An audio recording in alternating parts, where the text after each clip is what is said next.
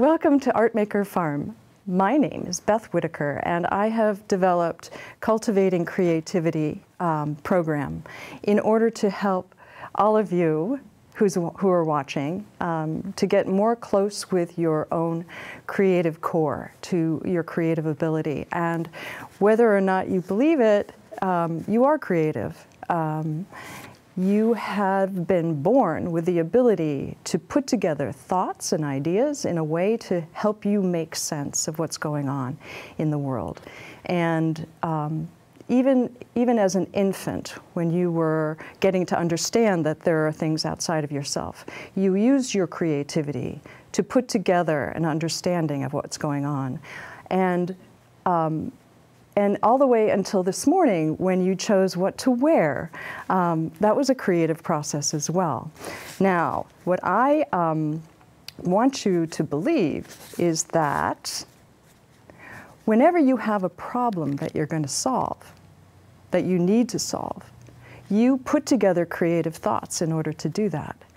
And creativity has a lot of ways of being manifested. Artistic creativity is just one way that we express our creativity through paint and sculpture and motion and compositions and whatever creative art you may choose to express your creativity. That's one way. There's also other ways of expressing creativity, putting together unique and individual answers to solve problems. And it could be from creating a new business. An entrepreneur is very creative. Someone who created a whole industry, like Steve Jobs, is considered one of the most creative modern business people. Then there's science creativity, like Marie Curie, or someone who's creative in so many different ways, like Albert Einstein. What Albert Einstein said was that he believed creativity was using your intelligence to play, to fool around. And we all have intelligence. We may not be geniuses the way Albert Einstein was, but we do think, and we can use those parts of our brain to play, and that is creativity. I developed Artmaker Farm and Cultivating Creativity as a response to my own journey with the artist's way. This is the book written by Julia Cameron, and it's a 12-week program of going through the process of getting closer and understanding your creativity. As a child, I was very creative. I always seemed to be making something. I remember taking a matchbook drawing of a fawn, and if you could copy it really well, send it into this place, and you could get into art school. And I don't remember sending it in, but I do remember doing a good job with it. And when I was older, decided to attend Pratt Institute to study illustration and graphic design. Before I graduated from there, I began to work in New York City in the publishing industry and worked my way up to art director of American Heritage magazine. And when my daughter was in elementary school and we needed to have something to do with an afternoon, I pulled out all of my supplies from school and put them out on a table and said, let's play. Well, my play was to take a photograph that we had taken of our dog, Ella, and paint it, a pet portrait. And this is what came out. This is Ella. And people saw it and said, wow, you did a really good job. Maybe you could do it for other people too. And so I had a pet portrait business until 2015. When something happened for me and I couldn't paint anymore. I didn't want to paint anymore. There was something holding me back. And I ended up very frustrated by having a few years of painting happily from photographs of people's dogs and cats. to not painting anything. So I decided one day just to set up the canvases and started to throw paint at it, scribble on them, spray them with tinted water. And out of those releases, if you will, I did a few paintings that I'm now really intrigued by, and one of them is this one.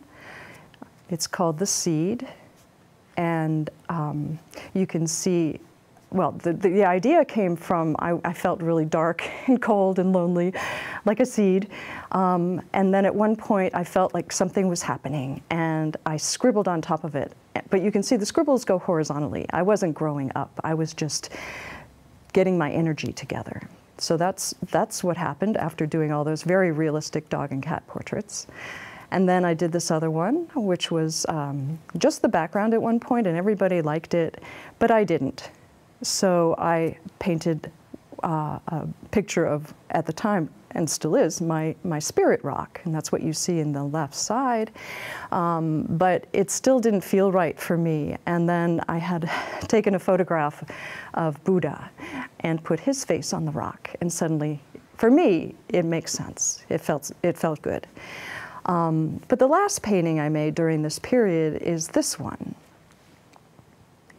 This is something that came out of I don't know where, and I had picked up an old linen rose bud, and dipped it in paint and started to dab it onto the canvas. And eventually this painting came out. And when I was done, I stepped back from it, and I was startled and frozen again, because I had no idea what was going on with that. And I didn't want to go anywhere without really understanding and trusting that what was happening was good for me. In the course of the next 2 years, I came to understand there was a lot going on for me, and I needed to go inside and really, really discover myself and my creativity. And part of that discovery was using the artist's way. A friend of mine, Pat, and I did it together. And you'll meet Pat later in the series. And after about 4 months, I decided to start painting from my meditations. And I'd like to introduce you to a few of the parts of myself that I now understand were my blocks. The first one that you see is, I call it my distractor. Whenever I felt like a little edgy about doing a painting, this feeling came over me, like this all-encompassing feeling. And I decided to put it visually on it's a pastel, so it's a piece of paper. That's my distractor. The next one I'm showing you here is what I call my little crusty gray guy. And my little crusty gray guy is my self-critic. My self-critic shows up a lot. And it showed up the first time when I did my rose painting, and it was very angry at me for what I did. And now it shows up every once in a while to be angry at me about not painting more. So no matter what I do, I seem to have this self-critic. My little crusty gray guy comes around with me a lot. And I've friended him. He's not so scary anymore. He's, somebody I pay attention to, and I deal with whatever message he has to say. That's not the only painting of him I will do, but it's the first one. This final painting that I'm going to show you of my creative recovery is what I call impatience. And this was a meditation where I started realizing that I wanted to be someplace faster. I wanted to get better faster. I wanted to do things faster. I wanted, I got this feeling in my body and noise in my head that I realized is impatience. And that's another block. And so I painted it. So in a way, we're cooperating, my blocks and I, to make my current art journey. And what's going to happen next, I really don't know, but I'm open to whatever might. My most recent painting is not a part, I have to admit. It was a canvas that I just started putting leftover paints on, and then I gessoed over it and rubbed it off, and I'm starting to do some very strange things. But it's all an experiment, and it's all fun, and it's all about making art, just doing it. So now, enough about me. This is all about you. This is all about you, and you have to ask yourself the question, where is your creativity now? What are you doing with it? Have you given it to somebody else's dreams? Have you discounted the value of it and just don't pay attention to it? Are you not aware of it? Would you like it to be deeper and broader? These exercises in the Artist's Way will help you over the course of these tasks, these weeks to come, reconnect. And there are two really important things that you have to do for this program. And one of them, the first one, is to write morning pages, it's called. 3 pages of stream of consciousness every morning, just first thing. I do it when I have a cup of coffee, so it's not the very first thing, but I do it before I start my day. 3 pages, longhand, don't stop, don't copy edit, don't spell check, don't change the punctuation, just write until you're done. And yes, your hand will get tired at first, and you're going to get frustrated, and you're going to get angry, and you're going to wonder why you're doing it. But the exercises, the process of writing the morning pages is to get closer and closer inside yourself. Let your inner workings come out so you can feel them, you can see them. They make, it's like my part paintings. I listen to them, I paint them. They're real. And while you're writing your morning pages, parts of you will expose themselves safely because it's just between you and the paper. You don't have to talk about it with anybody. You have to just acknowledge it and work with it as it shows up. You cannot judge yourself when you're writing your morning pages. You can't criticize. Well, you can, but it's gonna make the morning pages less valuable to you. And just write it. Julia Cameron now, 28 years later, after writing this book, still every morning sits down and writes her morning pages. I gave it up for a little while, and those inside of me got really angry and said, you need your morning pages. So I started back up again, and I'm not going to stop because I don't want to go back to those feelings again. Morning pages are critical. Once you start using them, you will want to use them. So that's the first part of the Artist's Way.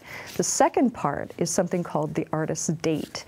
And the Artist's Date is once a week, you and your inner self spend 1 or 2 hours doing something really fun. And it could be, I mean, it doesn't have to be fun. It could just be creative. It could be beautiful. It could be sensual. It could be, it could smell good.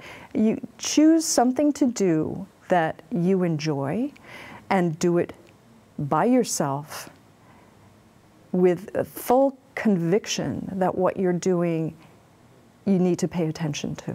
You need to pay attention to the light and the sound and the smell and the color and the texture.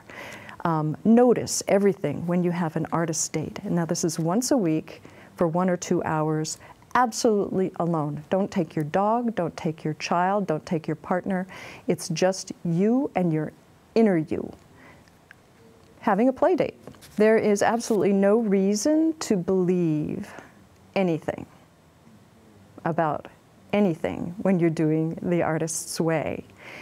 All you need to do to get the most from the Artist's Way is to be open to the possibilities that there's something there for you. Something that I have experienced in my own journey with the Artist's Way. You need to be both afraid and brave at the same time. You have to break through barriers that, that you may not even know exist. So when you come up to something that makes you feel hesitant or afraid, you have to understand it, recognize it, listen to what it's about, and really, with a high degree of bravery, just push yourself into it to experience it all. So now you know about the morning pages and the artist's date. And the critical part of them together is that the morning pages, as I've said, are the inside of you coming out. The artist's date is actually what's around you coming in. It's what you experience on your artist's date, and they are things that are important to you. Those things that you're doing on your artist's date will become your resources for expressing your own creativity as you develop it. So the morning pages get you closer and closer through unlayering the blocks and the protective systems that we've put in place to protect ourselves, the vulnerability of expressing ourselves. We peel those back through the morning pages and replace it with the influences that we've experienced on the artist's date. So one of the great things about the Artist's Way is that many people have done them, and not just me, and eventually not just you. There are some business owners here in the area who have experienced the Artist's Way, and the first person that I'm going to introduce you to is Stacey Gates at Manchester Art Studio. She's shared a lot of her insights during her journey and how it has changed her life. I think doing the Artist's Way and kind of just my life journey, you know, I really found that I needed a lot broader definition of being creative than what I originally had thought about it. So it really was a long journey. I started making kids' clothing when I moved here and selling jewelry at craft fairs and farmers markets in the 1990s, and then started teaching, and that's when I really found that I had a love of teaching others about creativity, arts, and crafts, and making things with your hands. My motivation, I think, is really trying to get others to show my passion for others to find their creative beings. And what do you enjoy most about being creative? I think it's a thrill for, trying a new process. And one of the things I love about creativity is actually doing it in group settings. So I don't think there's anything better than a group of people sitting around a table, making something together. It's kind of the old quilting bee or the barn raising that I think we've lost in society. We're so isolated now. Do you get a sense of a shared energy in the group? Absolutely. Absolutely. Yeah. There really is, a sense of community. It's kind of like when you get a group of women together, and it's very powerful. Once I really began finding out that I liked teaching, I worked at Hilding, Long Trail, Maple Street, all at summer camps. I've worked twice at the Art Center, primarily as their outreach coordinator in kids education. And that was great. That really got me well known in the community as a art advocate, and I learned so much from doing that. So I don't have a fine art background, and one of the things that I've always said is that one reason I'm so good at teaching is I can't talk over your head, because I just don't have the vocabulary. So I can really bring it down to kind of the layman's level. So great. What has been the biggest opposing force for you to be your true creative self? I think that inner critic. I think that's what Julia calls it, but or censor. Yeah, it was a big one. So. One of the things I always say about the Artist's Way when I took it, and granted it was about 17 years ago, was that you had to say a whole bunch of affirmations at the beginning, and one was that I am a brilliant artist. And I couldn't get the word brilliant out of my mouth. So I could say I'm a good artist, I could say I'm pretty good, but the word brilliant just totally stuck in my throat. And now I can say that easily. But I think really it was more of redefining the word artist. And I do say I'm more of a maker than an artist per se. But one of the things that I've tried to bring to people's attention is that art can be all-encompassing. You can be an artist with your gardening, with your cooking, and we have such a narrow definition of it. When I worked at the Art Center, you know, I was trying to get them to go up to a quilt show up in northern Vermont to really incorporate these types of things in art. So I think art is about having fun and playing, and a lot of people can take it just way too seriously. So when you did do the Artist's Way that many years ago, what was your motivation? I think my motivation was really to, I always pride myself that I call myself an ex-perfectionist. So I think doing the Artist's Way was a big part of kind of getting to that point. I guess I'm always on this life journey of trying to make changes and trying to find who, you know, I really am and what I'm supposed to be doing. And so the Artist's Way, you know, I knew was a big part of, you know, being able to do that. Great.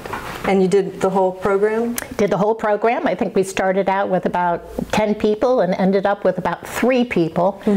But I think the people that were stuck with it really, you know, it really made a huge difference in our understanding of our creative selves. I think about a year later, went to Omega Holistic Center in Rhinebeck, New York, and we saw a workshop with her, which wasn't half as good as doing, you know, the 12-week program and the work that goes along with that. So the artist dates, I remember drawing my backyard one time for an artist date, and because I've always said I can't draw, I didn't even give myself the benefit of a clean piece of paper, you know, and remember looking at that later on going, you know, and it actually was pretty good. See that? Yeah. So, you know, the journaling part of it was... Right. Do you still journal? No, but I should. I mean, because I think it's fabulous when I do, and I think so much is revealed about what I'm thinking and what's going on inside me that I just don't realize. Yeah. So. Well, from what I understand, the journal is like putting yourself out. Yep. And onto a piece of paper or so that you can see what's happening inside. Absolutely. But the artist state is taking those resources and filling what's inside so that you can work with the new creative influences around you. And did you find that was... I think we're all so busy that to be able to spend 2 hours a week trying to be creative would be amazing for everybody. I don't think we give ourselves, you know, the benefit of doing that. So if we have 2 free hours, I think we sit there on our phone, you know, looking at social media. And I think we tend to spend, kids and adults, I think we tend to spend our free time doing sports, wellness kinds of things without thinking about how creativity and making art and could really, you know, help as well. So really looking at that part of our wellness. What were some of your blocks, and did the Artist's Way help you with So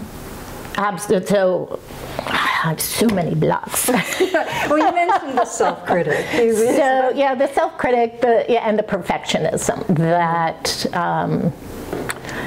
I think by being a perfectionist, you know, I would go to workshops and wouldn't even be able to start a project because I was so concerned about it being perfect. I wouldn't try new activities unless I really thought I could be good at it right away. And I find that is a big problem with people. They're so scared about not making a mistake or not having something work out that they don't even want to try. Are you concerned about that now yourself? No, I'm way better. So I'll pretty much try anything. And I think when I love taking workshops, I'll take a workshop in anything. And you know, I'm usually the first one to put paint on paper, and that's why I say, I mean, art for me has really gone to be about having fun and playing, and not making, you know, I'm not going to paint, you know, the masterpiece. I just want to play with paint. What was the most challenging part of the Artist's Way for you? I think anytime you're trying to be introspective about your personality, about your background, it can be tough. I do remember some, you know, definitely some emotional baggage coming up that you really have to work through. It was worth it? Yeah, I mean, you know, I remember, you know, we had to imagine our childhood bedroom, you know, and, you know, but it is so many of those things that we learn as little kids that we carry forward as we become adults, and we don't need to, you know, rely on those safety mechanisms or whatever they are, you know, anymore. Would you recommend the Artist's Way to everybody? Absolutely. I mean, I think anybody can, you know, develop. I think you do develop your creativity. The Artist's Way is so good about getting you to kind of stretch as a creative being, not as an artist per se, but as a creative being, and to really look at those negative voices that limit you from trying new things. Would you do it again? I would definitely do it again. It's been a long time, so I think a lot of it has changed. My husband's always talking about my you know, my comfort level, and you know, my comfort level for trying new things has expanded so much, you know, in the past 15 years that it's you know, kind of fun to see what it's like now. What's the best advice you can give someone working to discover their own creativity? What's the best advice? What would you I think one, know that you have it. Know that you are, you know, brilliantly creative. So, you know, we're all incredibly creative human beings. And I think being creative thinkers, being creative problem solvers, both as a kid and adult, is really where we're going to shine as people going forward. But it's such an amazing part of my life now that you know, you don't want to fit in that little box. You want to keep thinking of new ways to do things, and it's so, yeah, it's so much fun. So you want to just keep trying, you know, trying new things, and that's where as you grow as a human being. Okay. Well, do you talk to yourself? All the time. I'm by myself in the studio. Yeah. Well, they say that's a sign of creativity. Oh, really? Right. I talk to myself. I talk to my dog over there. Yeah. Do either of you talk back? Willie does not. Gosh, I don't know if I talk. I guess I do have conversations, so I must be talking back. Well, there was one exercise I ran into that said, you know, sit yourself down and across from yourself and ask yourself questions, kind of thing. Yeah. And then respond and actually get up and move your chair so that you're wow. I don't think you have to do that to talk back to yourself. I always wanted to play myself in tennis to see who would win. Don't know. How's your tennis game? Pretty non-existent. So, well, luckily, I'm so busy with my summer camps that I don't have a lot of time to play. Well, you're playing anyway. It sounds like. Sounds like. All right. Thank you for joining me and trusting me to help you on your journey to discover your creative self here at Artmaker Farm. I look forward to being available to you during your journey and helping guide you. So we'll see you next time on week 1, Recovering a Sense of Safety. Thank you.